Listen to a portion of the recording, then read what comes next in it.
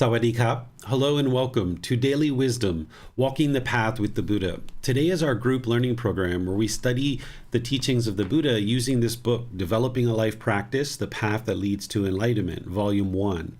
We're in Chapter 8 today, which is titled Transforming the Three Poisons, Craving, Anger, and Ignorance.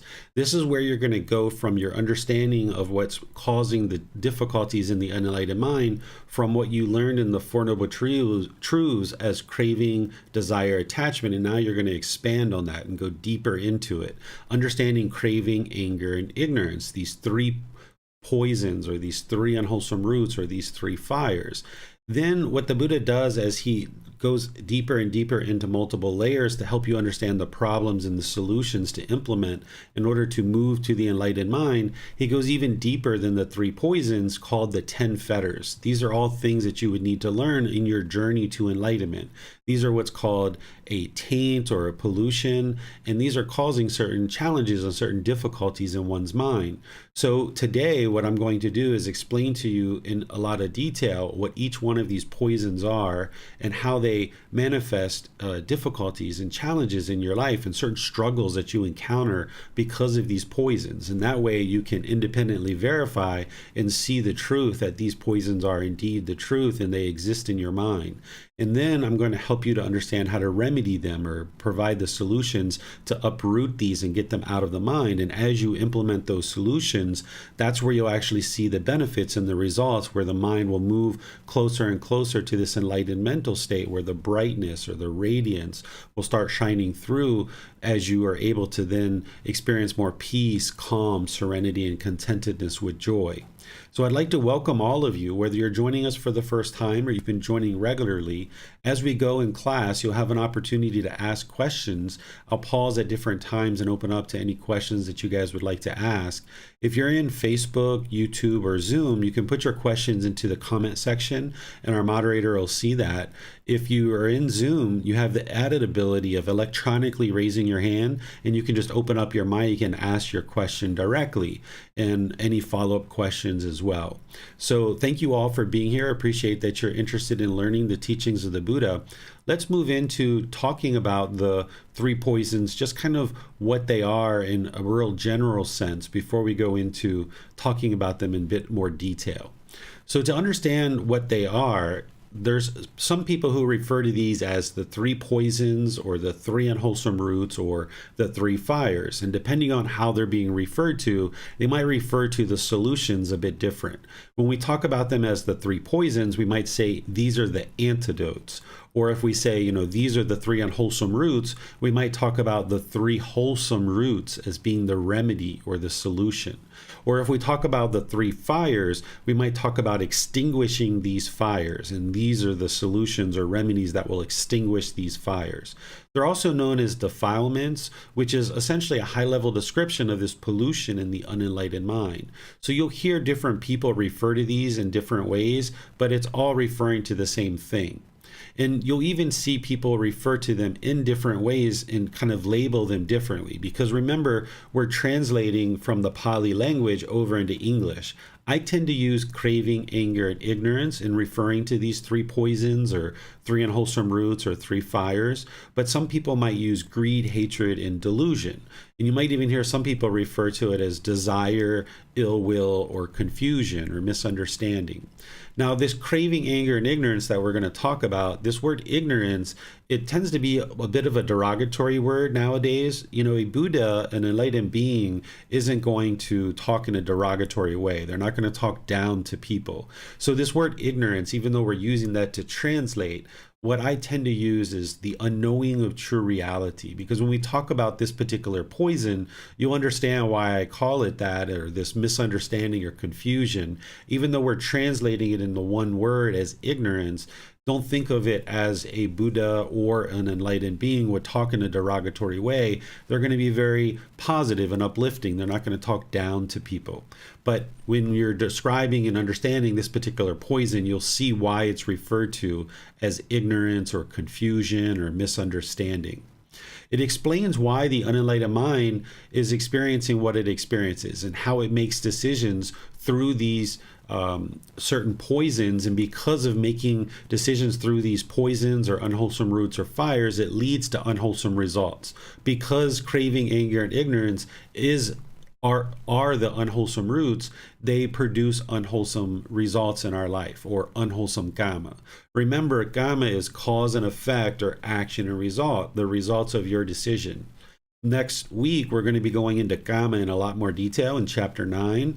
But for now, you can understand unwholesome karma as unwholesome results, the results of your decisions that are unwholesome. So whenever one is making decisions through craving, anger, and ignorance, then there's going to be unwholesome results because there's unwise decisions. And with the unenlightened mind, having these poisons in the mind, it's going to make decisions through these poisons, these unwholesome roots, so therefore it's going to experience unwholesome results or unwholesome karma. But by uprooting these, you can actually then experience this liberation, and you can get to an unconditioned mind where these pollutions no longer exist in the mind.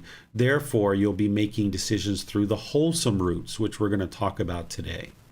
These three poisons provide this very clear description of what the problems are in the unenlightened mind, and how by applying the antidotes, it's actually solving the problems. It's moving the mind closer and closer to this enlightened mental state. And there's different solutions that you understand at these different layers that I've talked about. So there's the Four Noble Truths, which is explaining the problem, the cause, the elimination, and the path forward. And you're getting kind of a window into the unenlightened mind. And the Buddha is really narrowing in on craving, desire, attachment, and helping you to understand that that's what's causing discontentedness. But when you go deeper into it, you pull the layers back and you start understanding the three poisons, or the three unwholesome roots, or the three fires, you start understanding the broader context of what the real problem is in the unenlightened mind. And then there's certain solutions that you understand at that particular level as well, that you then implement. But then when you go deeper into the 10 fetters, this is the most detailed description of what's actually plaguing the unenlightened mind. And these are called fetters because it's like a ball and chain around your ankle. It's like a shackle.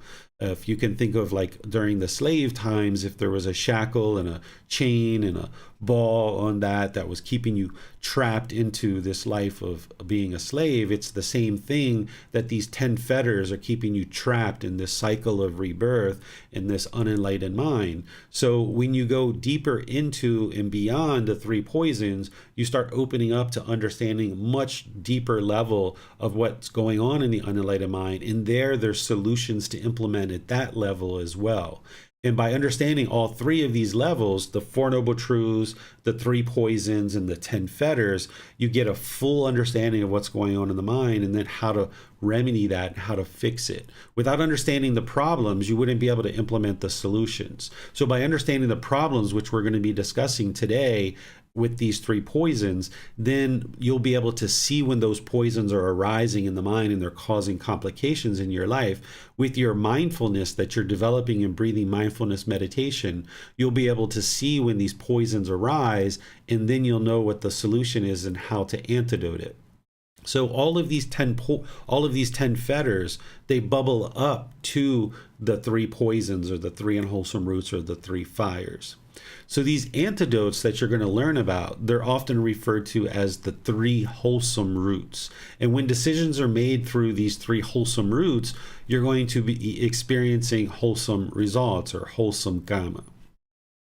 Now let's talk about the three poisons themselves in a kind of high level, before we go into each one and talking about them each individually. And I'll open up the questions when we get to the end of this one before we go into each one individually. So craving, anger, and ignorance, or greed, hatred, and delusion, are these three poisons, or these three unwholesome roots, or these three fires. This is what's masking your ability to experience this true nature of the awakened mind with wisdom and compassion. These poisonous states are motivating unskillful conduct, this non-virtuous behavior, these unwise decisions, and these unskillful intention, speech, and actions produce this unwholesome results.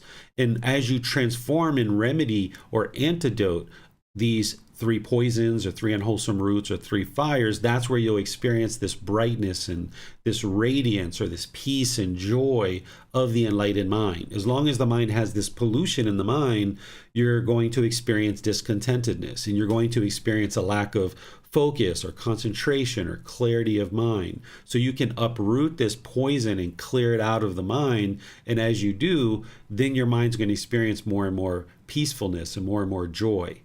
These three poisons are the conditions in the mind that are causing it to experience the difficulties and struggles.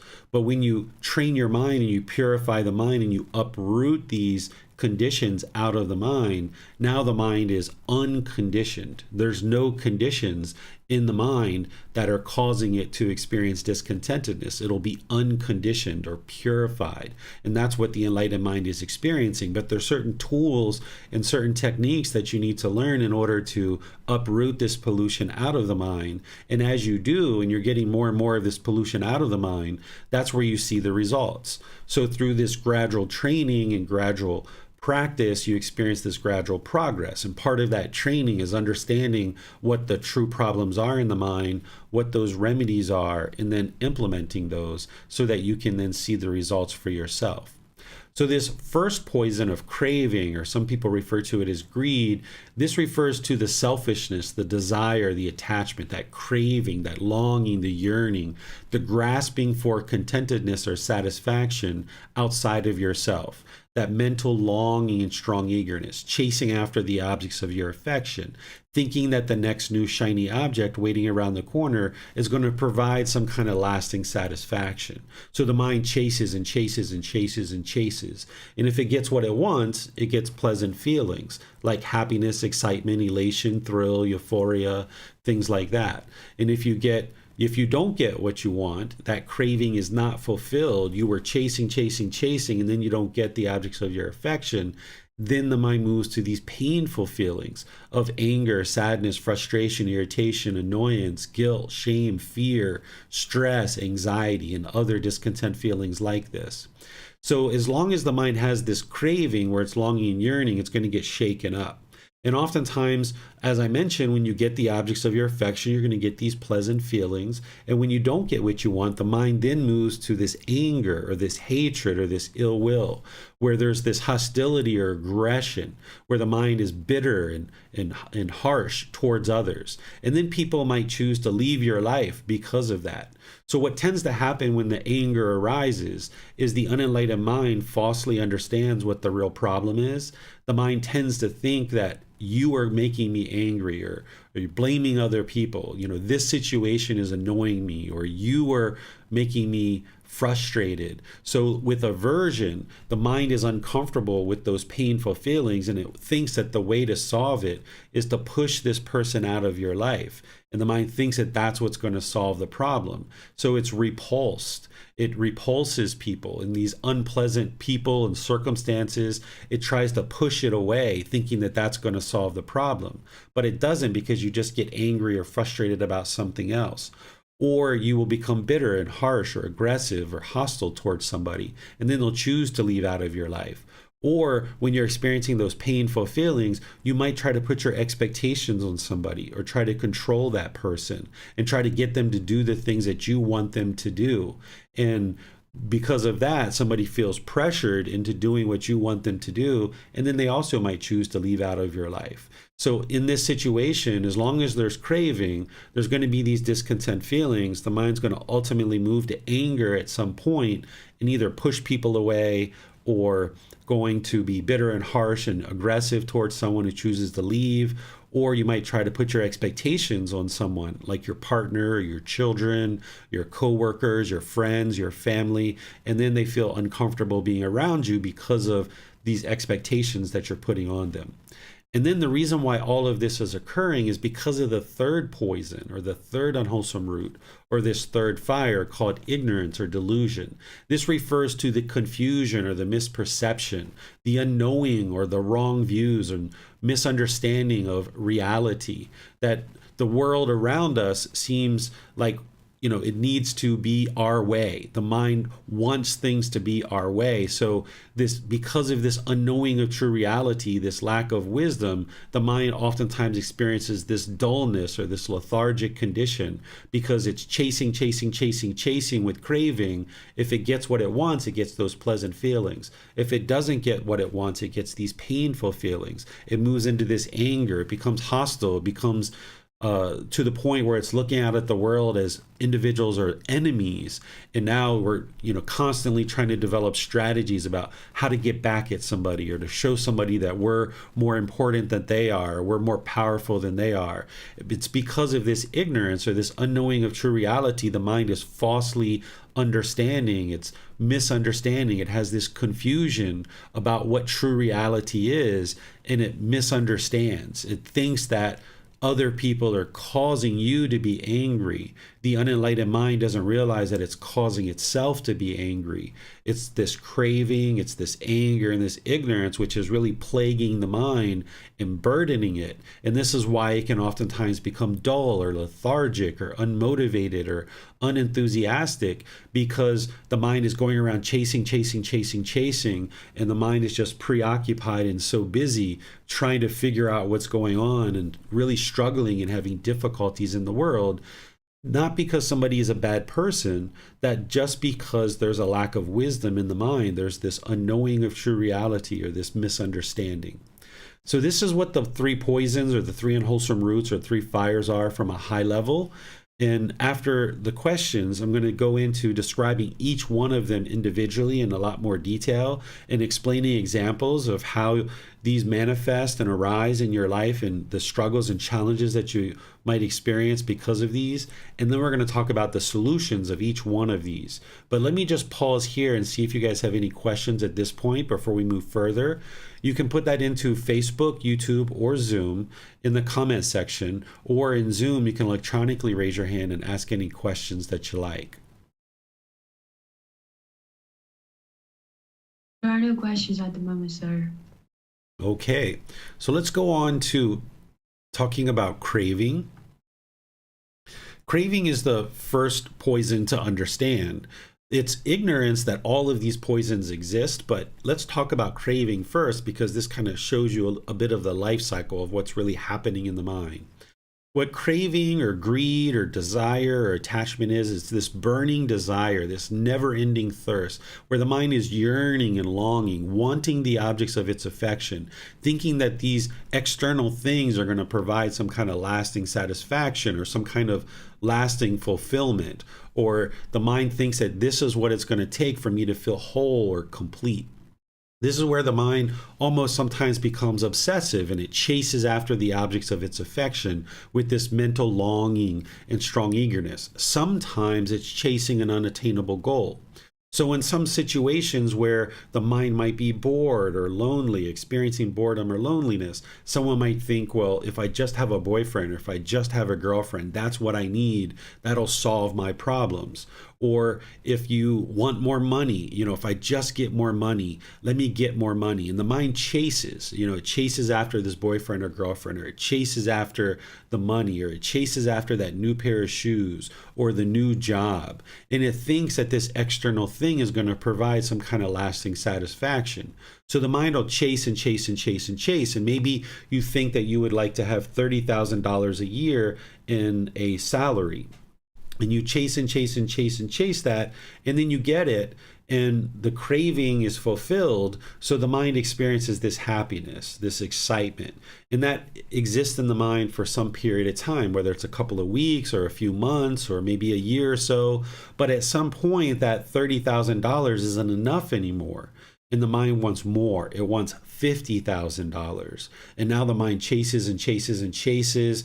It's constantly pursuing this, and then eventually it might get that. And now the mind is once again satisfied for a period of time. It experiences this happiness, this excitement, this elation. It thinks that the chase was worthwhile, and it kind of justifies the pursuit because it feels like, yes, I got what I want, and I got those pleasant feelings, and it feels so wonderful.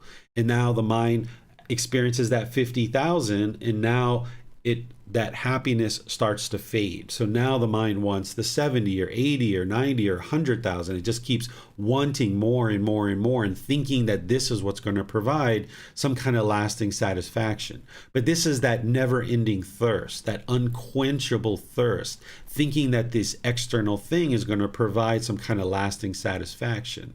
And ultimately, what it realizes is that this chase is fulfilling my needs because I'm getting these pleasant feelings. But oftentimes those painful feelings don't come in for a very long period of time later. And the mind doesn't understand in the unenlightened state that because it was craving, because it was chasing, and it got those pleasant feelings, that it's also now going to experience painful feelings. Essentially, the mind is sabotaging itself. It's setting itself up to fail. But the unenlightened mind doesn't realize this because of its ignorance or this unknowing of true reality. So you might chase a certain job where you'll chase and chase and chase and chase, put in your resume, you'll go to the interview, you might almost be obsessive about, going to the interview. You might have difficulty sleeping the night before. You might be obsessively thinking about what it is you're going to wear, what you're going to do when you get there. When you get there, your mind might be somewhat uncalm and have constant random thoughts because the mind is so obsessive about this. And then once the interview's over, you might be constantly thinking about, whether or not you're going to get this job or not. And then you might ultimately get the job and you feel all these pleasant feelings, this happiness, this excitement, this elation, or this thrill and euphoria. And now that you have that job, maybe for 3 months or 6 months or a year, you feel really great. Maybe even 3, 4, 5 years. You feel really great that you've got this job. You've got upward mobility. You're getting increased amount of salaries. You're getting better and better positions. You might even be getting challenging work. And then at some point, you might lose this job or you might become bored of this job. The mind might experience a layoff or the company goes out of business or you get fired for one reason or another. And now you experience sadness or anger or frustration. And because this is, say, 5 years later, the unenlightened mind doesn't realize that the reason why you're experiencing that painful feelings is because you allow the mind to base its inner feelings on some condition. Early on, when you were first pursuing this job, you were having the mind base its inner feelings on this job and whether or not you got the job or not. So when you got the job, you felt excited, you felt happy, you felt elated. And now you based those inner feelings on the fact that you have a job in this particular job. So you're basing your inner feelings on some condition. The condition is that I've got this job. And now 5 years later, when the job ends because of impermanence, this job is going to end. It's not possible for it to be permanent. When that condition changes, the feelings inside the mind change as well. It moves from this happiness, excitement, elation to this sadness or anger or frustration. And it's not just happening with a job, it's happening with many different things that the mind might crave or long or yearn for. We can also use the example of a boyfriend or a girlfriend or a husband or wife. When you first get together, you got certain pleasant feelings because you're getting affection, you were having somebody invite you out, somebody was calling you and checking in and seeing how you're doing. They might have shown up with some gifts every once in a while, spending quality time with each other, and the mind was longing and yearning and holding on to this relationship. And the mind feels like it was worthwhile because you're getting those pleasant feelings for many weeks and maybe even many months as this relationship first starts. But then at some point, the relationship has ended, whether it's a year or 2 years or 3 years or however long down the road. And then when the relationship ended, now the mind is sad or it's frustrated or it's angry because the mind based its inner feelings on the condition that I have a boyfriend or girlfriend. When that relationship ends and now that condition is no longer there because of impermanence, now the mind moves to this anger or sadness or frustration or irritation. As long as the mind is longing and yearning and chasing after the objects of its affection, it's going to get those conditioned pleasant feelings based on the condition that I got a new pair of shoes, I got a raise, I got a new job, I got a boyfriend, I got a new car. My kids came home with good grades. I went on a certain trip that, I wanted to go travel or what have you. Any number of different things that the mind is going to chase after and long for and yearn for. If it gets the objects of its affection, it's going to get those pleasant feelings.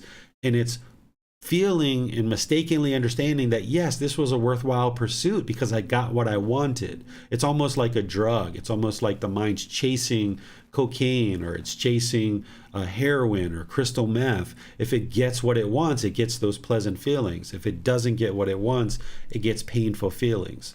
So when you understand what this problem is, that the mind is having these wants and expectations, and it's grasping and it's holding, then you start looking at the antidotes, or the way to implement the wholesome roots in order to uproot this out of the mind, so that the mind is no longer longing and yearning. You start developing a meditation practice where you can train the mind through breathing mindfulness meditation to develop awareness of mind, so that you're aware when these cravings are arising. So that when you're walking in the mall and you feel the mind longing and yearning and wanting a particular pair of shoes or a new technology, and it's longing and yearning for it, you can see it with mindfulness. If you have been practicing breathing mindfulness meditation, you'll be able to see the longing and yearning, the mind pulling towards this object, whether it's in the mall or whether it's in your daily life or any number of things. You'll observe that with mindfulness that the mind is having this particular craving. And then if you have the concentration, which is also being developed as part of breathing mindfulness meditation, you're able to focus on a single object. And you can then see even more and more clearly that the mind is having this longing and yearning. And in breathing mindfulness meditation, when the mind moves off the breath, you're cutting off and letting that go and bringing the mind back to the breath. So you're training the mind to let go. So that now in daily life, when you see the mind longing and yearning for something, and you know that's a craving, you can restrain the mind, you can pull it back, almost like you're riding a horse. If you were ever ridden a horse and you've pulled on the reins, you're restraining the horse. You need to do that with your mind, is you need to pull back and restrain the mind so that it's no longer lurching forward and chasing after the objects of your affection. Of course, there are certain things that you're going to need in life, right? What we're talking about here with craving, desire, attachment is the wants. The mind is chasing its wants. So if you just chase and chase and chase and chase something, the mind's not going to be able to experience peacefulness and joy. It's going to get those temporary pleasant feelings or painful feelings. But also, if you never applied for a job, for example, or you never did anything to move your life forward, if you were on the other side of that spectrum, then that's not going to feel peaceful and joyful either. So you need to practice that middle way that we talked about in chapter 6, where you're pursuing things as a goal, as an objective, or an interest. So if you're in the mall and you see that brand new pair of shoes and you're like, oh my goodness, that is an amazing looking new pair of shoes. Let me think, do I need a new pair of shoes? You know what? I've got 10 pairs of shoes, or I've got 30 pairs of shoes. I really don't need one more pair of shoes. Let me restrain the mind here and not actually buy that pair of shoes. And you might choose to move on. Or you might be in the mall thinking like, yeah, you know what? I do have 5 pairs of shoes or 10 pairs of shoes, but that one pair of shoes is wearing out and I'm going to need another pair, and this particular pair can replace that pair. And let me purchase this in order to replace that other pair of shoes. And you're now making potentially a logical choice based on the wisdom of what you need, rather than longing, yearning, and thinking this new pair of shoes is going to provide some kind of lasting satisfaction. So you need to be able to objectively observe the mind and know that when there's a craving, desire, attachment, the mind's pulling in the direction of the objects of its affection, you would like to restrain it. So let's just use this same scenario with the shoes. Say that your pair of shoes at home is wearing out. You do see this new pair of shoes at the mall and you realize it's a craving. The mind is longing and yearning for it. Maybe what you do is you say, you know what, I do need that new pair of shoes, but I see the mind is craving it and longing for it. It's pulling towards it. I'm not going to buy those shoes today. Let me buy them next week, because if I buy them today or I buy them next week, it's really no difference for me. I'm trying to train this mind to no longer have craving. And the mind wants those new pair of shoes. It wants those happy feelings. It wants that thrill, that euphoria, that exhilaration. So let me restrain the mind here and not get that pair of shoes today. Let me get it next week or the week after or the week after. And this is how you can objectively look at the mind, and you can consciously train the mind, not just in meditation, but outside of meditation as well. Because what you're doing in breathing mindfulness meditation is you're cultivating certain mental qualities that you then use in daily life in order to actively train the mind. Your meditation is just one component of your life practice. This book is titled Developing a Life Practice, the Path That Leads to Enlightenment. So your life practice is more than just meditation. The meditation of breathing mindfulness meditation, you're cultivating that mindfulness or awareness of mind. You're cultivating concentration or focus, and you're cultivating the ability for the mind to easily let go. So that when you notice the mind is off the breath, you can easily let it go. So that then in daily life, you can now use those qualities, that you can use the mindfulness to see the craving arise. You can maintain your concentration and your focus. And now you can train the mind to let that go and move on. And then when you do this more and more readily, the mind will be less and less interested to have craving and desire. It's kind of like if you were training a dog, and I wouldn't suggest training a dog this way, but you'll understand what I'm describing. That if you had a dog on a leash and it kept pulling you and pulling you and pulling you, some people might choose to yank back and yank back and yank back. And eventually that dog's going to understand, like, hey, I can't go anywhere. I'm just going to sit here by my owner's side and no longer pull. So this is what you're doing with the unenlightened mind, that with mindfulness and concentration, where you see the mind pulling and pulling and pulling and pulling, chasing towards the object of its affection, you keep yanking it back and yanking it back and yanking it back. And eventually, the mind gets so used to this that you keep pulling it back and pulling it back and pulling it back, and it doesn't get to chase anymore, that eventually the mind will be calm and serene, and it'll sit down and just be still in the present moment. You can quiet the mind. But as long as you give in to these cravings and you allow the mind to keep longing and yearning, and you don't know that this whole thing is occurring in the mind, you'll just keep giving in to those cravings, and the mind will just keep craving. It's kind of like a 3-year-old child. If a 3-year-old child says, "Mommy, can I have chocolate?" And mommy's like, "All right, here, you can have the chocolate." And he's like, "Yay, I got the chocolate, right?" Or, "Mom, Dad, can I have some more chocolate?" The next time you're in the store, here you go. You keep giving the chocolate. Eventually, when you tell this child, "No, you can't have chocolate," it might throw a temper tantrum. And this is where the mind is now revolting. It's moving to that second poison of the anger, hatred, and ill will. So if you keep allowing the mind to keep chasing after the objects of its affection, and you keep giving it what it wants, then it's just going to keep getting used to getting what it wants all the time.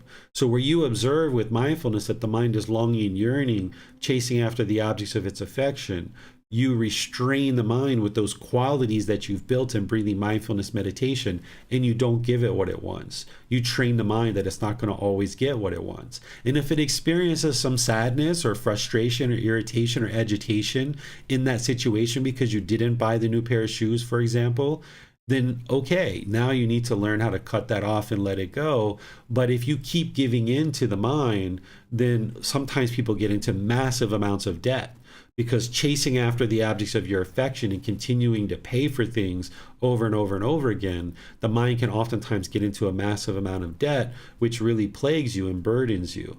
So you would like to introduce some impermanence into the mind so that it doesn't get the objects of its affection when it's longing and yearning. Because if you keep feeding that monster, then the monster is just going to get bigger and bigger and bigger. So you're trying to circumvent all of this. You're trying to develop this meditation practice to get ahead of this, where you can now see that, okay, maybe you're single now and you would like to have a boyfriend or a girlfriend, where when you see your mind longing and yearning, you can pull it back. It doesn't mean you never have a boyfriend or girlfriend, but you don't get obsessive about this. Or if you need a new pair of shoes, you don't long and yearn and chase after it. You restrain the mind and you just look at your needs versus your wants. So wherever you see the mind longing and yearning, no matter what particular topic it's about, you would like to restrain the mind, because as long as you keep allowing it to get those conditioned pleasant feelings, it's only a matter of time before it gets conditioned painful feelings.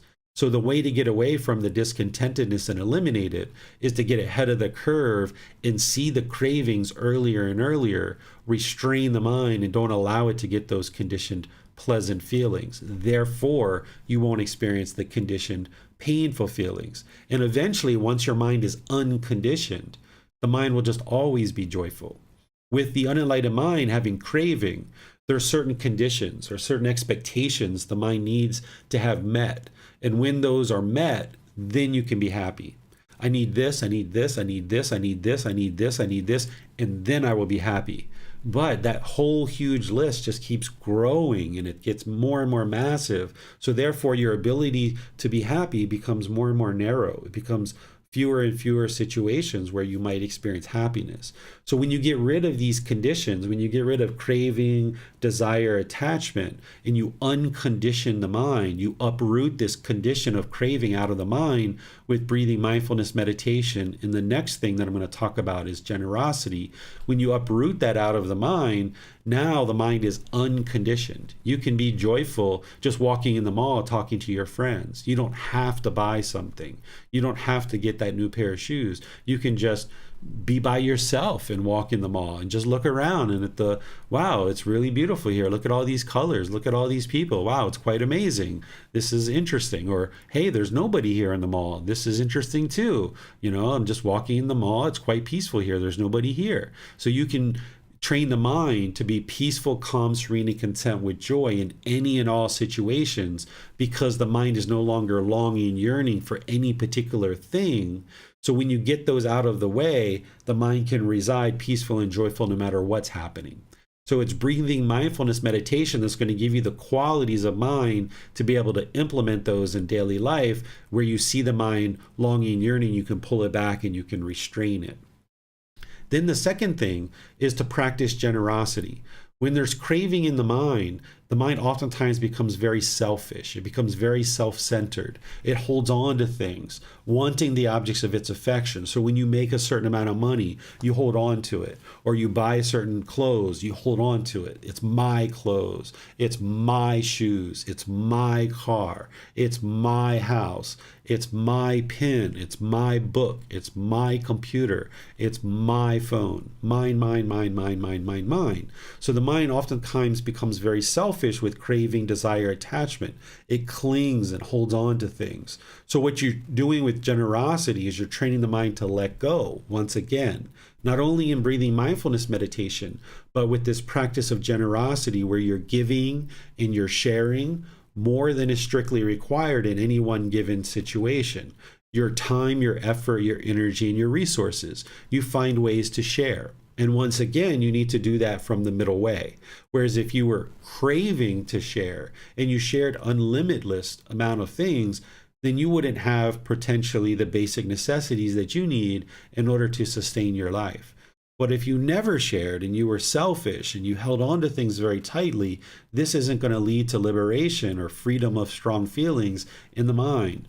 So you need to practice this middle way where you're now practicing generosity, where you're looking to give and share. And you find ways to give and share your time, your effort, your energy, and your resources more than is strictly required in any one given situation. And this trains the mind to let go, because you're now allowing people to use your computer. You're allowing them to use your phone. You're okay with other people driving your car. You're okay with people using your clothing or wearing your shoes, or at work, if you have certain things on your desk. You're okay if people sit at your desk and use your computer.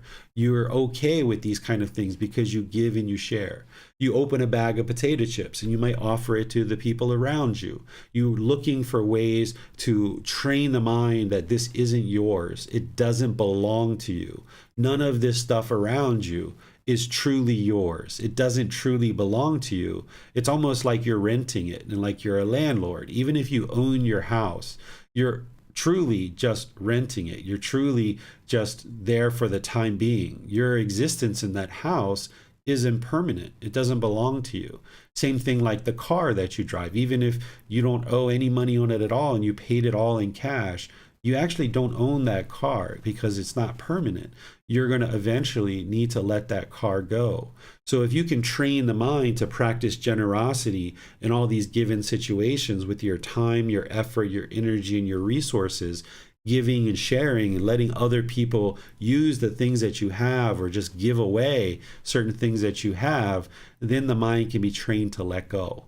And now the mind will be less and less have a tendency to hold on because you no longer see things as mine and it belongs to me. It's mine. Because that's what the mind's going to do when it has craving. So you would like to unravel this so that it's no longer thinking that way. You're rewiring the mind to view that all these things in your life are impermanent and they're all going to leave you someday. So it doesn't make sense to hold on to them tightly because it's just going to cause discontentedness. The tighter you hold on to it, this object is impermanent. So when it leaves you someday, it's going to really hurt.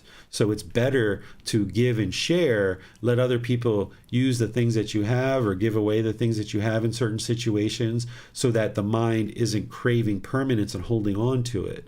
So that then when this thing does truly leave you for whatever reason, it doesn't hurt because you've already trained the mind to let it go, that it doesn't belong to you. So let me pause here and see what questions you guys have about this one. You can put that into Facebook, YouTube, or Zoom, or in Zoom, you can raise your hand electronically and ask any questions that you like. Yes, sir. There are 2 questions in Zoom. Joe asks, if you have one poison, you have them all? Yes. Yes. If you have one, you have them all. Because if there's ignorance in the mind, then there's still going to be craving and anger. And if you have craving, there's going to be anger as well. That's correct. Thank you. Then Tony asks, how do we know or distinguish between healthy desire, ambition, or goals and craving? There's no such thing as a healthy desire. Remember, when we look at the definition of craving, desire, attachment with the Four Noble Truths, we define it as this longing and yearning, this chasing after the objects of your affection. So when we talk and we use in common language prior to getting onto the path to enlightenment, we might say, I want you to come with me to the movies, or I want an ice cream cone, or I want a new pair of shoes. We use certain language like this because we're unknowing of true reality. We don't have wisdom. So what you might find is you start changing the way that you speak in certain words that you use because the mind is now starting to do this transformation. Transforming the 3 poisons, which is the title of this chapter, you're also transforming the way that you think about the world and the things around you. So you might no longer say that I want an ice cream cone. You might say, I would like to have an ice cream cone, or I'd be interested to have an ice cream cone, or hey, would you guys like to have an ice cream cone? Instead of, hey, do you want to have an ice cream cone? You might see that your language starts to change because the vast majority of the world is saying things like, I want you to come with me, or I want you to get this project done by this point and this point, right? But as you start modifying the way you think about the world around you and you start modifying your language, you'll notice that you'll actually be more successful in life. Because if you go around saying like, I want you to do this, I want you to do this, or I expect you to do this, or I expect you to do that, people will have a tendency to reject that. People will have a tendency to dig their heels in and say, no, that's not what I'm doing. But if you say, I would like you to get this project done by Friday, would that be possible? Or is this something that you could consider, completing this project by Friday? Your employees or your friends or family, when you speak this way, you'll find that you're able to talk more comfortably with people and people feel more comfortable around you. So there's no such thing as a healthy desire. There's this craving, desire, attachment, the longing, the yearning. That's how we're defining this, the wants, the expectations. And then there's the complete opposite of that, which is like the dullness, lethargic condition, the lack of motivation or enthusiasm. You're not interested in living on either sides of that. You would like to pursue things as a goal, as an objective, or as an interest. So let's just say you would like to buy a new car, right? The car isn't the craving, or the job itself isn't the craving, or the ice cream or the more money. That's not the craving. The craving is the longing and yearning. So say you do need a new car, or you know you're going to need a new car in 3 years or 5 years from now. So you gradually work towards that. You gradually make wise decisions that lead up to your ability to now purchase a new car in 3 years or 5 years. And in that purchase of the new car, you know that it's not providing you this lasting satisfaction. It's just a tool that you're going to use in order to get from point A to point B. It's going to allow you to go out to work and come back, or go out to social activities and come back, or go out to the store and collect up things that you need to sustain your life and come back. It's not going to provide you any lasting satisfaction. It's just a tool. So you can progress towards that as a goal, as an objective or an interest. The same thing with the job. If you know you need a new job, or you're looking for a job, then you pursue those as a goal, as an objective or an interest, and you gradually work towards it. You might gradually put your resumes out, you might gradually take phone calls, gradually schedule these appointments, and each time you go towards scheduling an appointment or showing up for an interview, you know in your mind that, hey, no matter what happens here, this job is impermanent. Even if I work there for 20 years or 50 years, if I retire from this job, it's still going to be impermanent at some point. So let me not base my internal feelings on whether I get this job or not. Let me just look at it as a means to be able to provide the things that I need in life, which is I need a certain income in order to purchase certain basic necessities to sustain my life.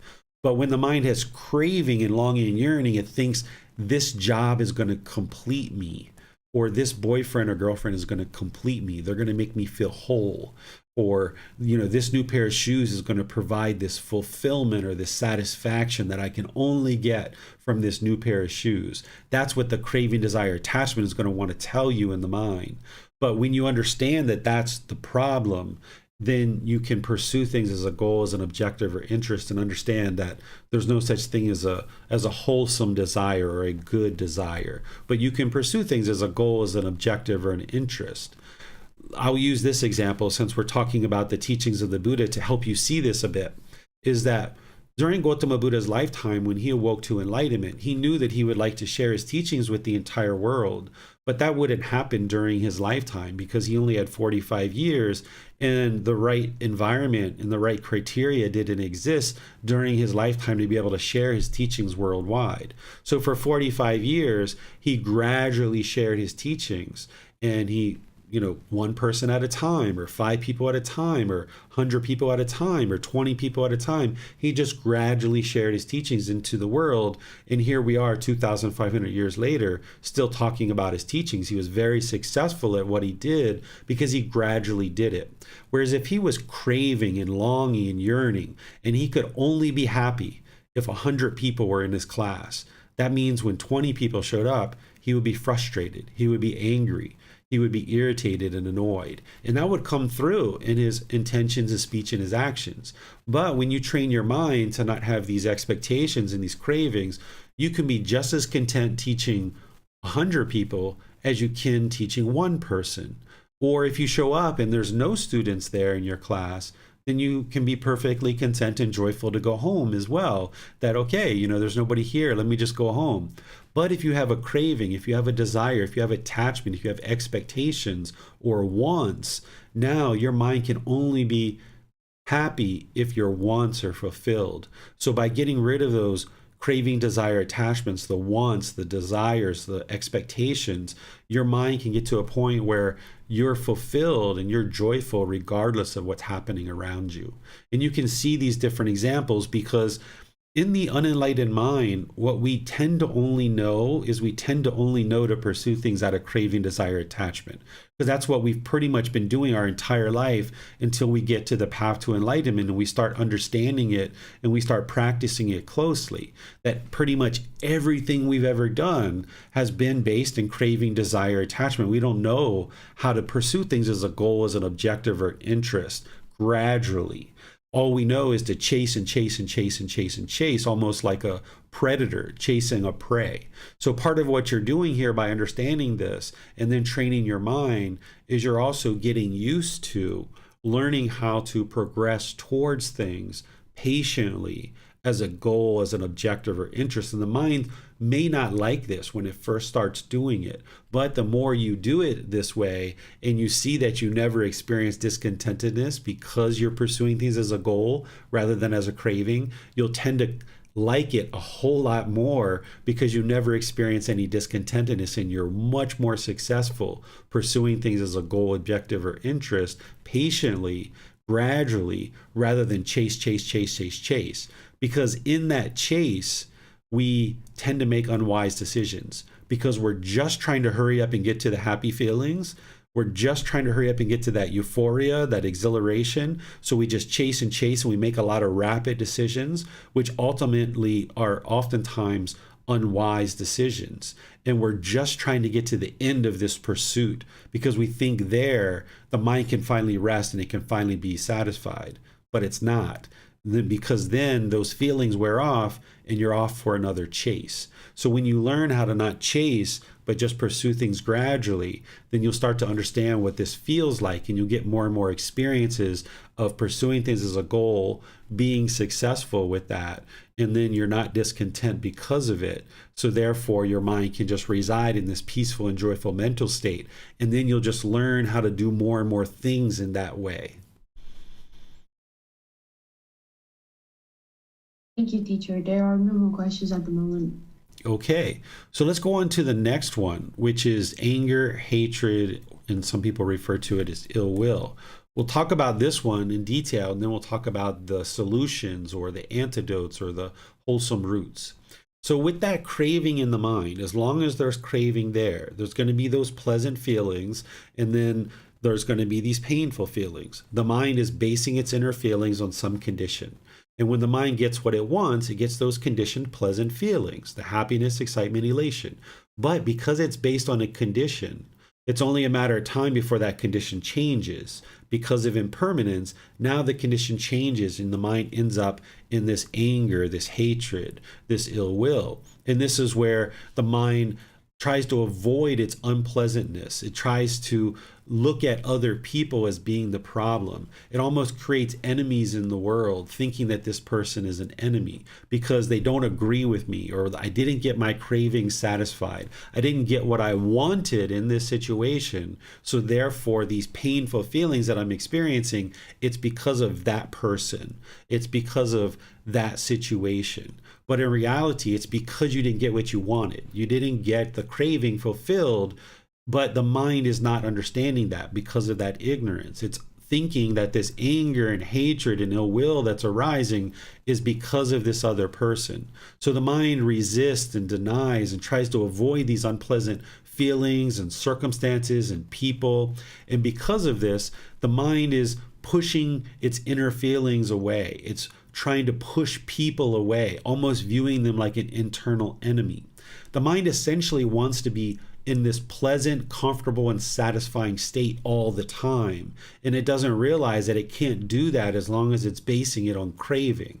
As long as the mind's basing its inner feelings on cravings, desires, attachments, it's only going to get temporary pleasant feelings because it's got these conditioned feelings. So when the mind experiences that it gets what it wants, those pleasant feelings come into the mind. When it doesn't get what it wants, it gets angered or frustrated or irritated or annoyed.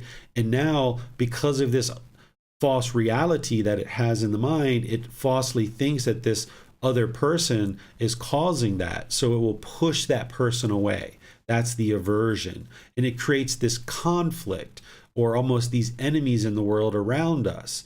Or the mind might become bitter and harsh or aggressive or resentful or hostile towards this person and they choose to leave.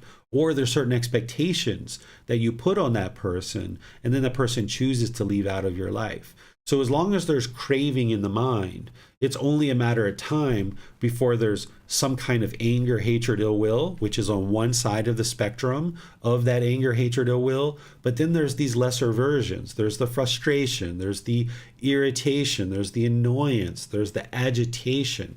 So depending on how strong your cravings are and how many cravings you have at any given time, it's going to dictate how intensely you might be angered, or you might just have a little bit of an annoyance in a certain situation. So if you have a very light craving, a very light desire, a very small expectation, or a very small want, you might just be annoyed or irritated in a certain situation.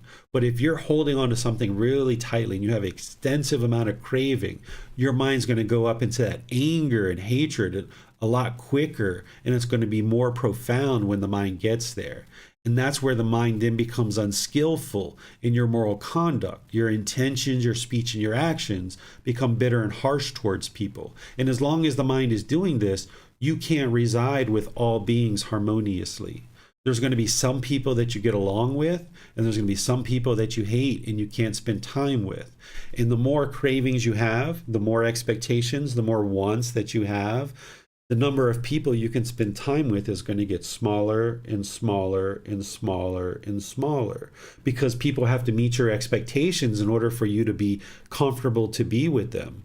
So as long as this craving is there and these expectations keep growing and growing, the number of people are going to get smaller and smaller that you can spend time with. So while you're working on eliminating those cravings and getting rid of those in the way that we just talked about, you also need to work on the anger. Because the anger, hatred, and ill will is going to continue to be there, and the mind's going to keep being bitter and harsh and aggressive. And as long as you're putting that out, that's what's going to come back to you. So you use loving kindness meditation to break up this anger, this ill will that's in the mind. The loving kindness meditation is essentially rewiring the mind to now only have this genuine interest in seeing others be well, having active goodwill towards all beings without judgment, where you're no longer judging people and deciding if they meet your criteria or not. You're no longer judging people and deciding if they meet your expectations or not. You just understand that, hey, this is another being, and I'm only interested in being loving and kind to this person or to this animal or whatever being you're with. That you're not interested in having anger, hatred, and ill will, or those lesser versions of irritation or annoyance or other things. So in the meditation that I've taught in this group learning program, there was a 4-part series where over 4 Wednesdays, I taught loving kindness meditation. And there I was teaching you how to essentially rewire the mind. Because when there's craving in the mind, you get what you want, you get those pleasant feelings. But if you don't get what you want, you're going to go down this path of anger. And this well-worn path of anger gets really worn. You get, to the point where there's no grass, it's just dirt. And you've pushed back all the bushes and all the sticker bushes and all the trees and the limbs. It's this well-worn path. And you know where that leads. It leads to the bitterness, the hostility, the broken relationships, the difficulties, and the struggles. So what you're doing in the loving kindness meditation is you're rewiring the mind so that when you don't get what you want, you realize that it's not the other person that's causing you to be angry. It's your own mind that's causing that because of craving. So now, rather than blame the other person and go down this bitterness and this hostility and this aggression, you forge this new path with loving kindness meditation. And this is why it's challenging as you're training your mind in meditation and you're training your mind in daily life, that the mind wants to keep going down this path of anger and hostility because that's what it's used to. Particularly if you're older, right? If you're 50, 60, 80 years old, your mind's been so used to going down this path of anger that you're now trying to rewire the mind and forge this new path. You're trying to get out your machete and break down the bushes and the sticker briars and make this new path. And as you make this new path, when certain things are happening in your life, you have a tendency to go down this new path more and more. And that path gets more and more worn, and it becomes easier and easier to go down this path of loving kindness because you've been traveling this path more and more frequently through loving kindness meditation and practicing loving kindness in daily life through your intentions, your speech, and your actions. And as you go down this path more and more, and your mind gets more and more used to going down this path of loving kindness, this old path of anger and hatred and ill will, it gets overgrown. And the mind will no longer go down there. You will get to the point where it's utterly impossible for the mind to become angered. For an enlightened being who's trained their mind, you can't experience anger anymore. It's impossible for the mind to experience it because that path is overgrown, and the mind is not even going to look in that direction anymore. It's going to just always go down this path of loving kindness, this active goodwill, this genuine interest in seeing others be well, and not judging to determine if somebody deserves your loving kindness, but you're just choosing to be loving and kind with everybody because you start to understand that because of the natural law of karma, whatever you put out, that's what's going to come back to you.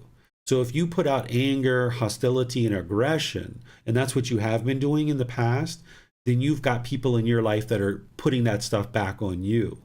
And you've got to decide what to do in these relationships. So if you've been putting out anger, hostility, aggression, or bitterness, then that's going to be coming back to you. But now, by using loving kindness meditation, you transform your mind to no longer have this ill will. And then even when people are argumentative with you, you choose not to argue. Or people are bitter and harsh with you, you choose not to be bitter and harsh. You do something different because what you have been doing is going down this path of anger and it's not working for you. It's kind of like if somebody picks up a rubber ball and they throw the rubber ball and it bounces around the room. If you pick up the rubber ball and you throw it around the room, then they pick up the rubber ball. It keeps giving this argument energy, and the argument just continues. It keeps going around, and your head's kind of spinning by the end of this, like, what the heck did we even talk about?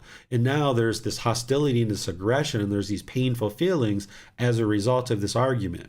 Well, if you understand that this isn't leading anywhere good in your life, when somebody picks up a rubber ball and they throw the rubber ball, you just watch it roll into the corner. You don't give it any energy, because as you give it energy, it's just going to keep going.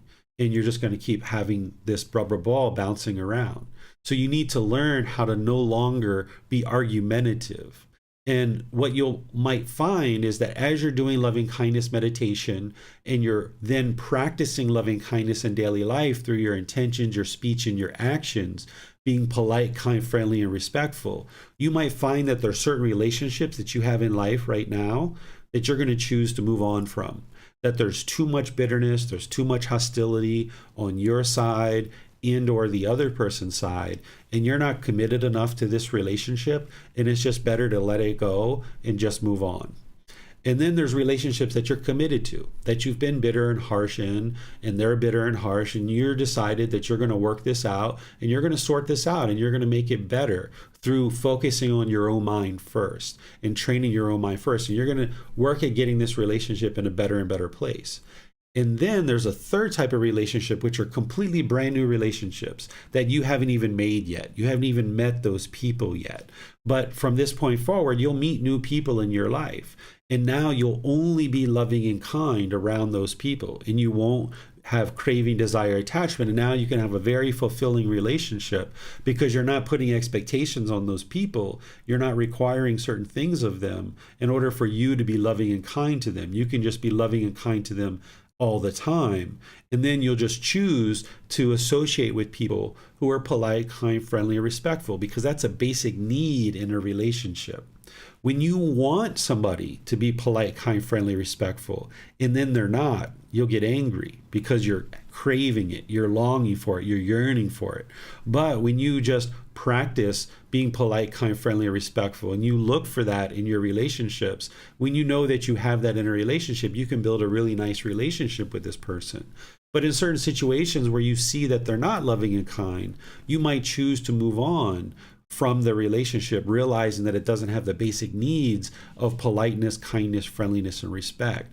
But that's not going to solve your anger by just choosing to move on in the relationship. But you might need to do that in order to let go of certain relationships, to fix certain relationships that you're in now, and then forge new relationships as well.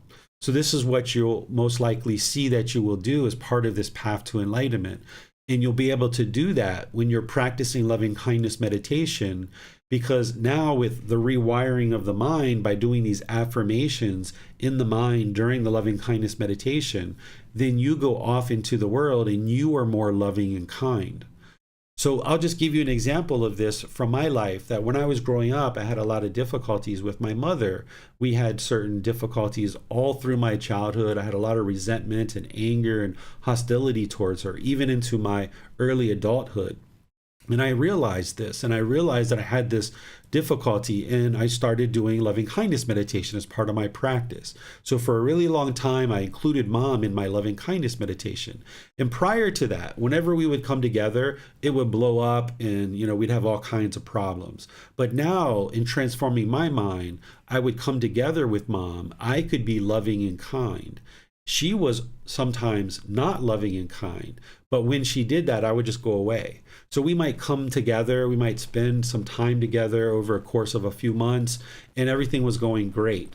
And I was being loving and kind and doing generous things, but then she might be hostile or harsh or aggressive with me.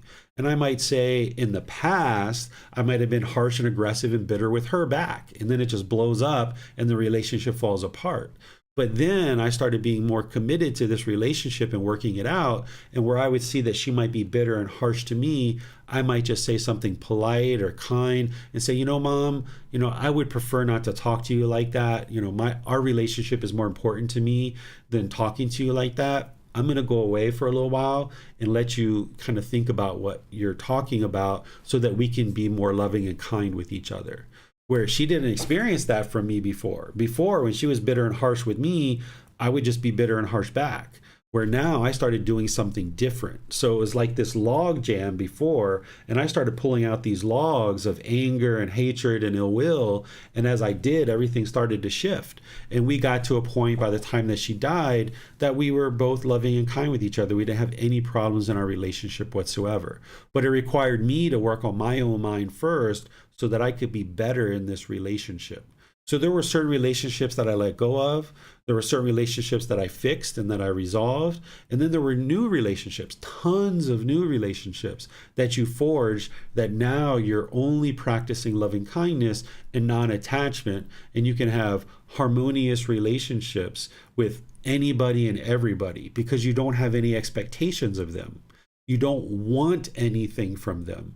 You just love them as they are. It doesn't mean you're going to agree with everything that they do, but you can just love them as they are as a human being. You're not expecting or wanting anything from them. You just have nothing but this genuine interest in seeing them be well.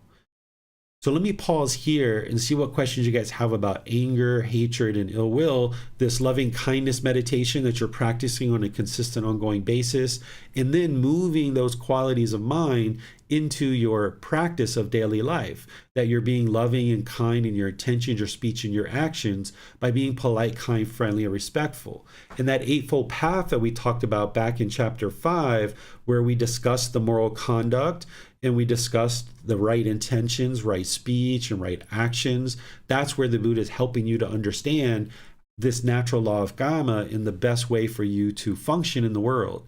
You'll have your own personality, you'll have your own character, but he's giving you these guidelines and this guidance to be able to help you see this natural law of Gotama so that you can now practice your loving kindness in your relationships, and you can now clean up your mind with the loving kindness meditation, and then you can go out into the world and practice with people where your mind can now be more loving and kind.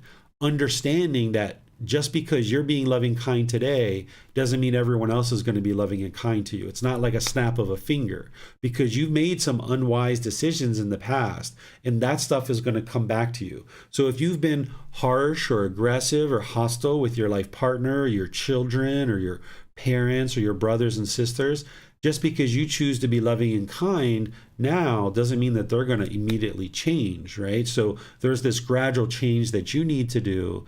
And then people need to gradually see that you've changed. And then gradually you can start moving your relationships to being more loving and kind. So next week, we're going to end up talking about the natural law of Gama, where I'm going to help you see how to clean up your Gama from your past decisions, because these three poisons have been in your mind throughout your whole life, and you've made unwise decisions in the past, and you're going to need to clean that stuff up in order to get to this peaceful and joyful mental state and this peaceful and joyful life. But let me see what questions you guys have here. You can put those into Facebook, YouTube, or Zoom, or you can raise your hand in Zoom and ask any questions that you like. Thank you, sir. There's a question in Zoom that I'll go to first. Joe raised his hand. Hello. I'm not sure if it was it's not really a question, I guess, but it's more of a comment. Through these classes, I've realized that I'm not like one of my parents is very difficult, or I consider them to be difficult.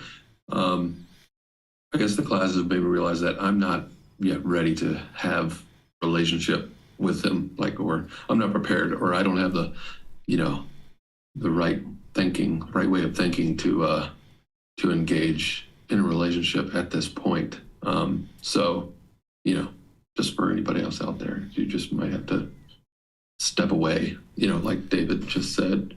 And that's helped ease my mind, so I don't necessarily have to feel bad about it, or, that's about it. Yeah, that's normal, Joe. You can step away from relationships and kind of put them on pause a little bit, even for multiple years. There were times where I went away from my mom for 3 to 5 years sometimes before I would come back together. And my sister too. I mean, my sister and I, we went away for a good 15 years at one point, being away from each other. So these kind of things can happen. And then you're working on your own mind, you're working on growth. Perhaps those people are, maybe not, but at least they can see that when you're away from them, they're still getting angry. So you're not the source of their anger.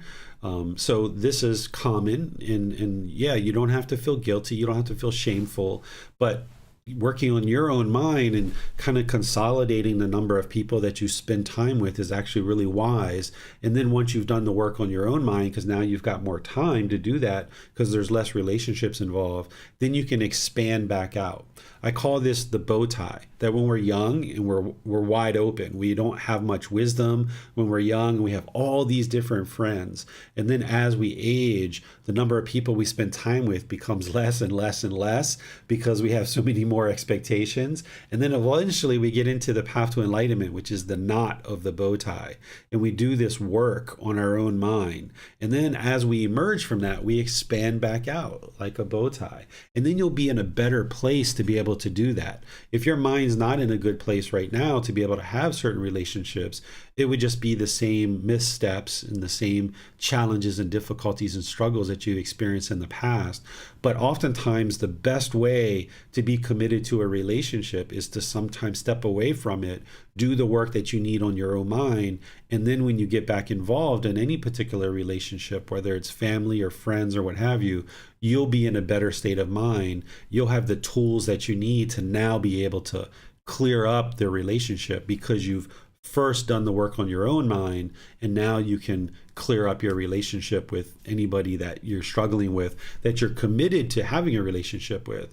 And then, as I mentioned, there's some people that you might just choose to move on and no longer have a relationship. Not that you hate them, not that you're pushing them away, you're just choosing to move on because you realize there's too much work there and you're not ready or able or capable to do that work right now. And then there's certain relationships like this that you can just put on pause, and then when you're ready, you can get back together, and then you have more tools in which to handle whatever's going on in the relationship. Yeah. Mm-hmm. Just a side note. Yeah, I'd stepped away for, I guess, 8 years. I mean, with chit chat in between, but really just I was away. Mm-hmm. And then I came back into the relationship with, my parents, thinking it was going to be different. for some reason, I don't know. Maybe because I changed, I guess I expected them, to do the same, but it was actually worse Mm-hmm. than I could have expected coming back in. So now, I'm back out again. Yeah. So we'll get there. Well, the difference is now you're doing something different. Is you're training, you're learning, you're gaining wisdom. So at some point, if you choose to go back into the relationship, then you'll have more wisdom in which to now have this relationship, which you didn't have before. So just stepping away isn't going to produce the results that you need, but stepping away, doing the work on your own mind, gaining wisdom, then stepping back in, now you've improved your ability to have a healthy relationship. Yeah. Thank you. Yeah, you're welcome. Thank you, teacher. There are also 2 questions on YouTube. Bhavani asks, how to deal with discrimination of parents towards their daughter and their daughter's family. Thank you. I need more information to understand more, right? This is very general information to be able to understand the issue. If somebody's, but let me speak in general since you've shared something in general, but if you'd like to share more details, you can.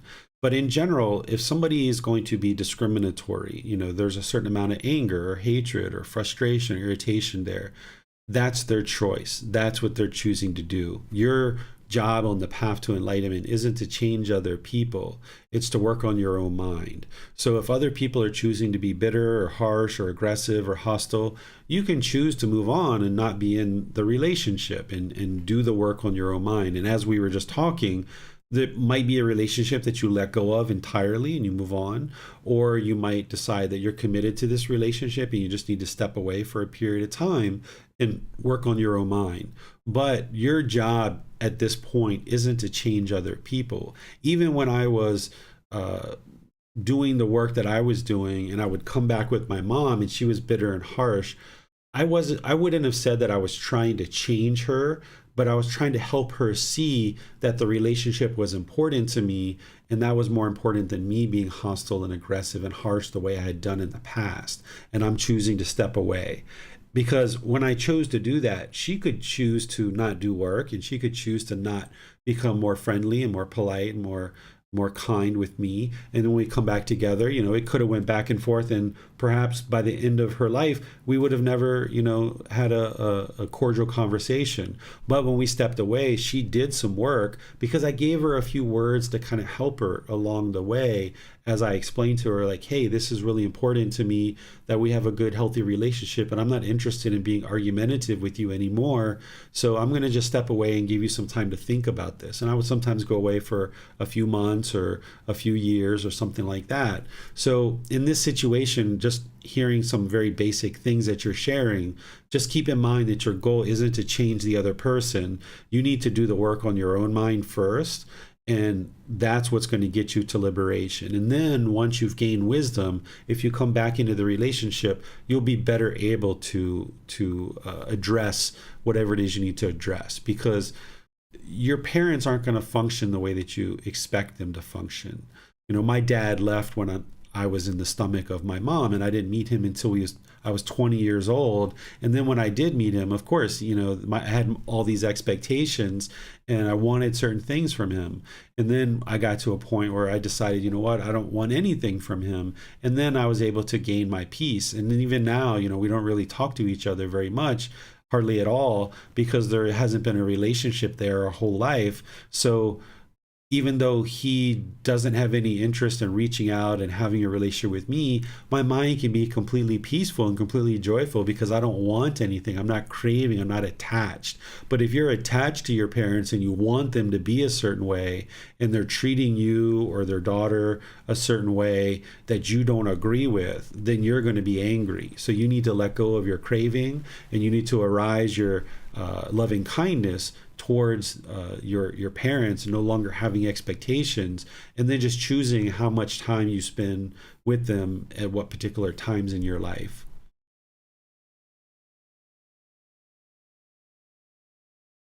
Thank you, sir. Mm-hmm. Shauna also says, Hello, my four teenagers are always fighting, arguing, yelling, expressing hatred towards each other constantly. No matter what I say to them, they don't listen and it just continues. They aren't on the path with me. What should I do so that I'm not angry with them and overwhelmed every day? Not to mention to encourage them to stop with their own hatred slash ignorance, etc. Yeah, this is a result of not having the wisdom that you needed early on, right? Like if you had this wisdom of the Buddhist teachings when they were really young, you would have been able to teach them these type of things as they were growing up. Like my son, he's 10 years old. We started teaching him very young in life so that now he understands how to practice these things. And of course, he still has certain challenges that we need to help him with along the way, but we base everything on this Eightfold Path so he understands and he learns and he practices. So not having had this wisdom as they were growing up, now they're teenagers, and wow, like things can probably be unraveled at some points. So I would need to talk with you in more detail about your individual situations and your the other person who asked the question as well. This is where you would like to schedule a personal guidance discussion with me. You can do that through our website by going to buddhadailywisdom.com.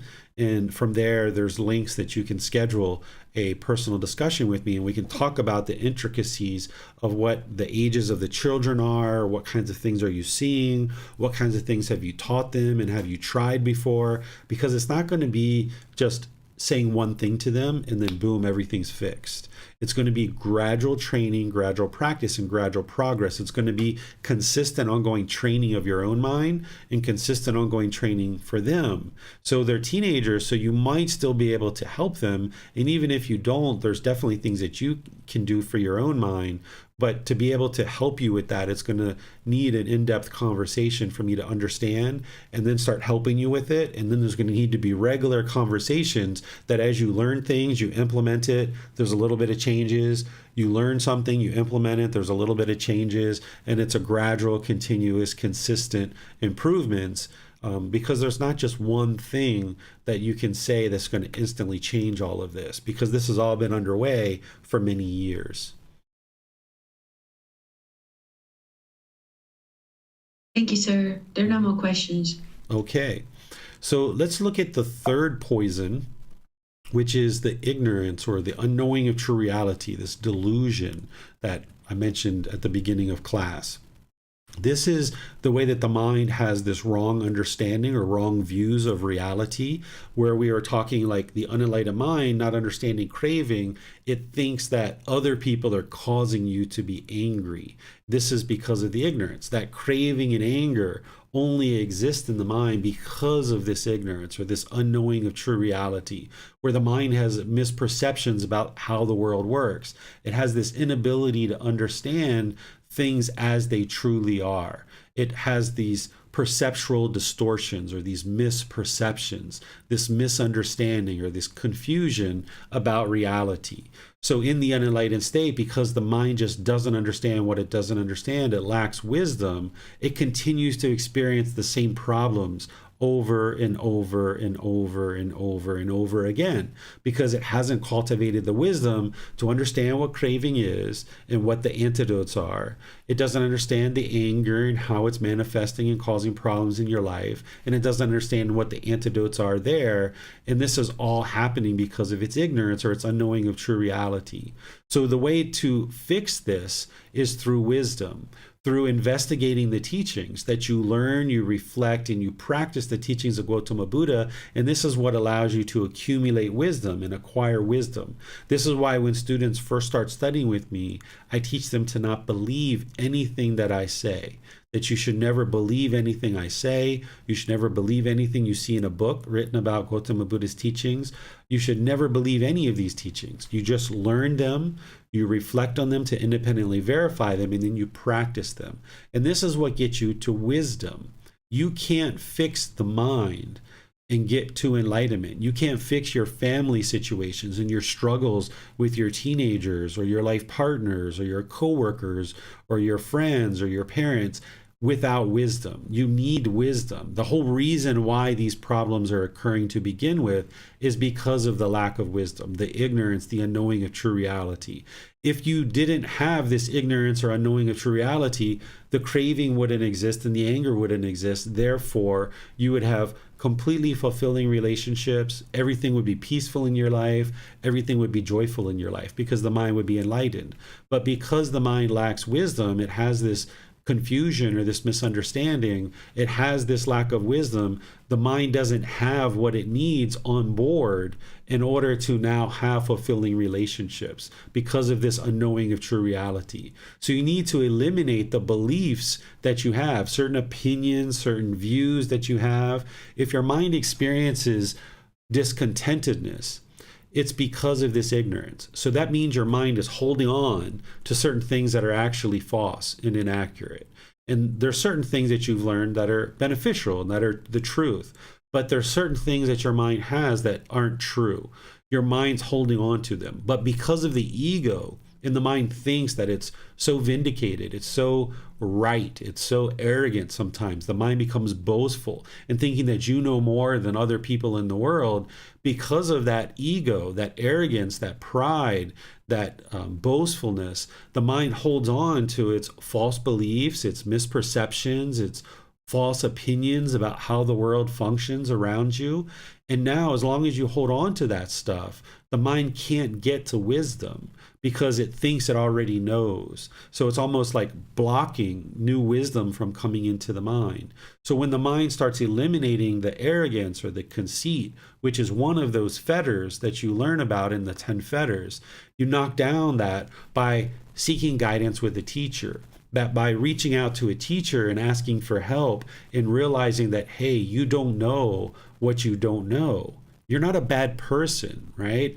But every single being who's been born was unenlightened. We wouldn't be born if we weren't unenlightened. And when we were born, we had craving and we had this ignorance. And then ultimately we developed anger and hatred and ill will over the course of our life. And now with these poisons in the mind, the unenlightened mind is essentially trapped. It's hindered and it doesn't know how to get this to this escape where it can escape out of this. And the only way to do that is to reach out and get help. So you use books, you use videos, you use podcasts, you come to classes like this, you seek guidance with a teacher through personal discussions, you do your meditations, you learn about the Eightfold Path, and you implement more and more of those individual factors on the Eightfold Path. And as you dial this in closer and closer, you see the mind becomes more and more liberated because it's acquiring wisdom. You're not believing the teachings of the Buddha. You're learning them, you're reflecting on them to independently verify that they're true, and then you're practicing. And as you implement more and more of the teachings into practice, you're uprooting these 3 poisons out of the mind. You're antidoting this. You're getting rid of these 3 unwholesome roots. You're extinguishing these fires by learning things like the 3 universal truths, the 4 noble truths, the Eightfold Path, the 5 precepts, the Brahma Viharas, the natural law of Gama, the 7 factors of enlightenment. You're involved in extensive meditation training. You're working to eliminate those 10 fetters. And as you dial this in more and more closely, as you go, you're incrementally, individually verifying each of the teachings. You're incrementally and gradually integrating the teachings into your life. You're gradually uprooting these poisons out of the mind. And as the poisons diminish, your discontentedness is diminishing as well. But the only way that that happens is through wisdom. As you arise wisdom in the mind about what craving and anger is and what those antidotes are, and you implement them, that's where you see the improvement to the mind. Where you gain the wisdom of the Eightfold Path and you implement that into your life more and more, then you'll be able to see that it's improving the condition of the mind, it's improving the condition of your life, you're seeing improvements in your personal and professional relationships, and this is helping you to get more and more awake. What it means to get awake is it means to cultivate wisdom. That's what the mind's awakening to. It's awakening to the wisdom of the natural laws of existence, namely the natural law of Gama. So you're awakening, you're gaining this wisdom of the natural law of Gama. Just like you awakened to the natural law of gravity, you're awakening to the natural law of Gama and the natural laws of existence. And as you gain more and more wisdom, you're awakening to this wisdom that you didn't understand before, that the mind was ignorant or unknowing of true reality. It had confusion and misunderstanding. But as long as you hold on to your false beliefs and your misperceptions and certain opinions that are actually false about the world, certain misperceptions, you're going to continue to struggle. So you need to have an open mind and reach out and understand and ask questions, read the book, ask for personal guidance, schedule appointments where you need to, come to classes, do the work in meditation. You need to be committed to doing the work to investigate the teachings of the Buddha, because this is your journey to enlightenment. A teacher can't give you enlightenment. You need to do the work yourself through your own journey to arise this wisdom in the mind. And as you arise this wisdom and implement it in your life, this is where you see the improvement to your life. And then just to kind of summarize, and then I'll open up the questions about this unknowing of true reality and everything that we talked about today, is what I discussed today in summary is these three poisons or three unwholesome roots or three fires. We talked about craving, anger, and ignorance, or this unknowing of true reality, and how some people refer to that as greed, hatred, and delusion, or desire, ill will, and confusion. And then we talked about these antidotes or these wholesome roots, which is generosity, loving kindness, and wisdom. Because as long as you're making decisions through selfish desires like cravings, as long as you're making decisions through your anger and those lesser versions like annoyance and agitation, and as long as you're making decisions through this ignorance or unknowing of true reality, you will make unwise decisions that produce unwholesome results.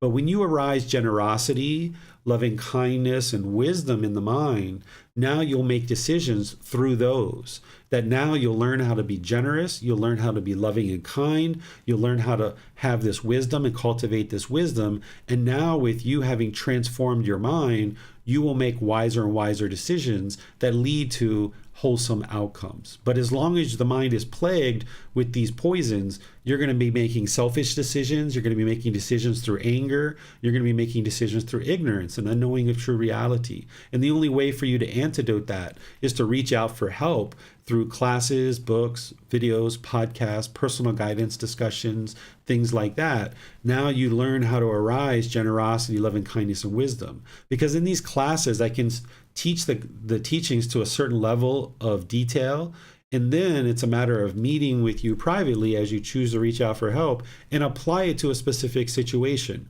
Whether you have teenagers that are challenged, whether you have a life partner that you're having difficulties with, whether you want to have a life partner and you don't have one, or whether you've had arguments at work, whether you're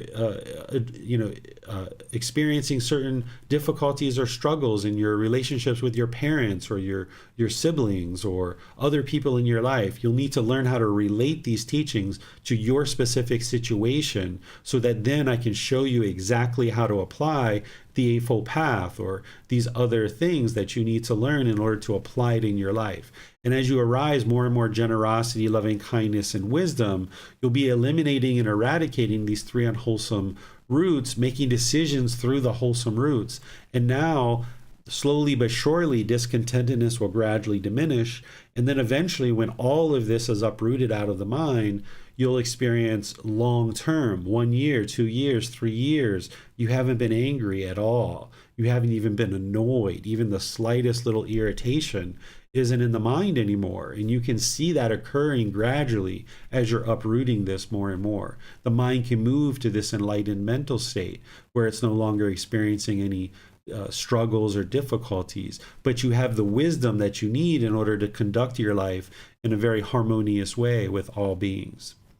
So let me see what questions you guys have. This is everything that I was going to share with you today.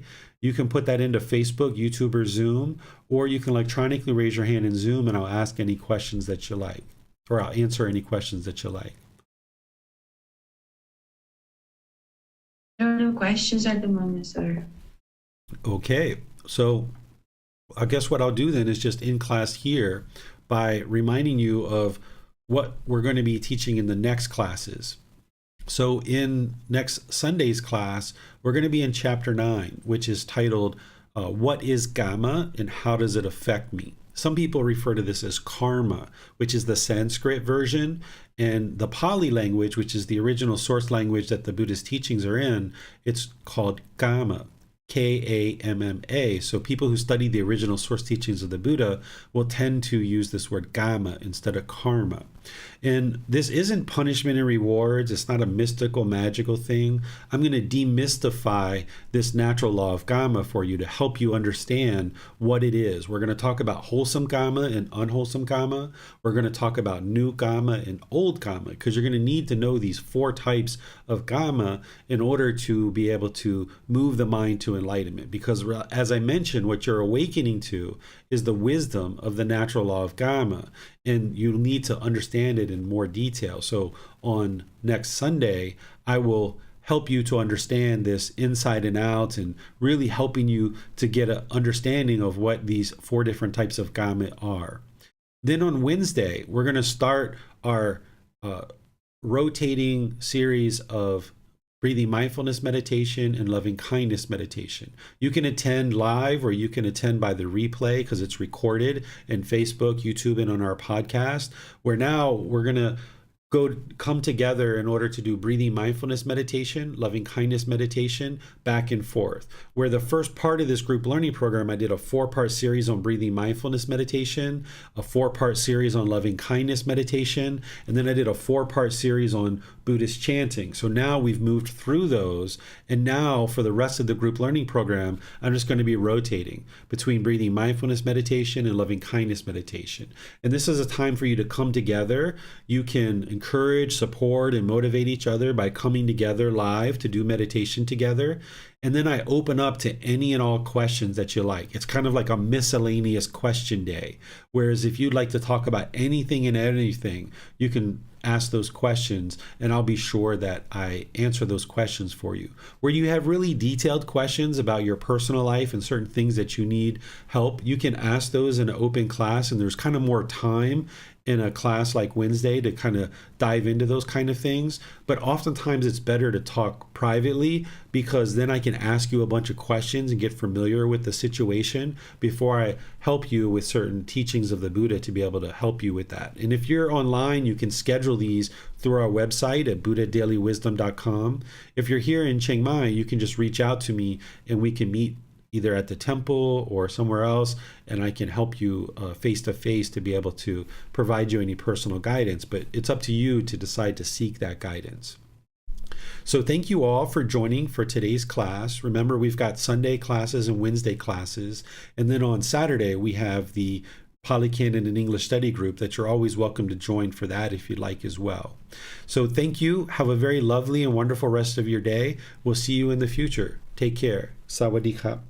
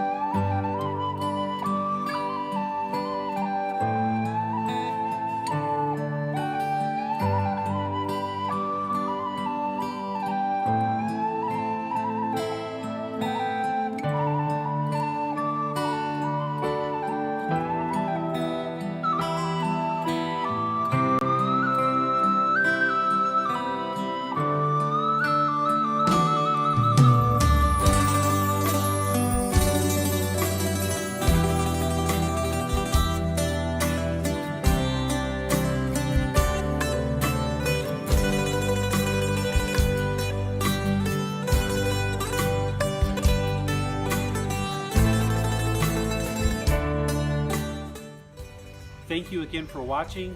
Enjoy your meditation. Look forward to seeing you online and answering any questions that you might have. Thank you so much.